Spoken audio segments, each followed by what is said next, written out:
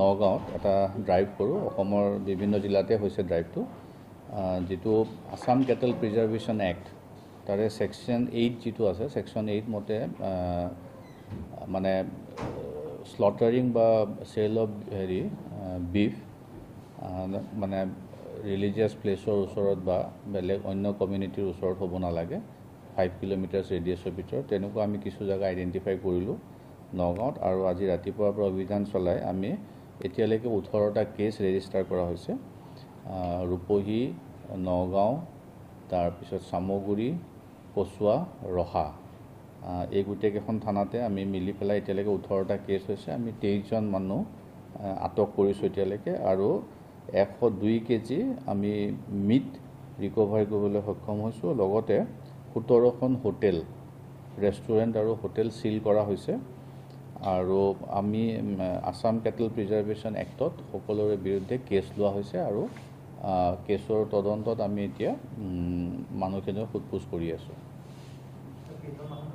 চলিব, আৰু এইটো অভিযান আমি বন্ধ নকৰোঁ, কাৰণ এই যিখিনি ভায়লেশ্যন হৈ আছে, যেনেকৈ এক্টত কোৱা আছে যে মানে যিকোনো স্লটাৰ বা য'ত বিফ চিফ চেল কৰে তাৰে 4-5 কিলোমিটাৰ আশে পাশে কোনো ধৰণৰ মন্দিৰ বা কোনো ধৰণৰ ৰিলিজিয়াছ বেলেগ ধৰ্মৰো ৰিলিজিয়াছ কিবা মন্দিৰ চন্দিৰ বা ৰিলিজিয়াছ প্লেচ থাকিব নালাগে, আৰু লগতে তাত অন্য কমিউনিটি মানুহ থাকিব নালাগে। তেনেকুৱা ভায়লেশ্যন আমি দেখি আছোঁ। আমাৰ ঢিঙতো হৈছে, ৰূপহীতো আছে। গতিকে আমি যিখিনি জেগাত তেনেকুৱা আমি দেখোঁ, আমি একশ্যন ল'ম এতিয়াৰ পৰা।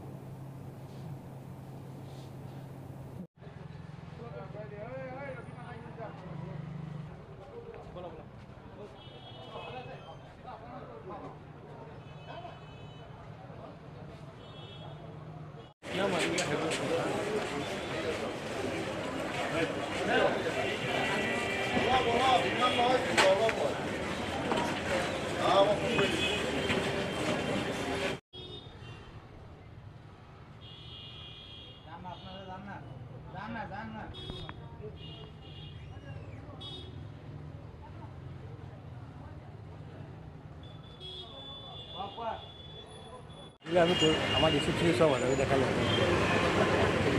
হয় না আপনাৰ না এটা মোৰ হ্যাঁ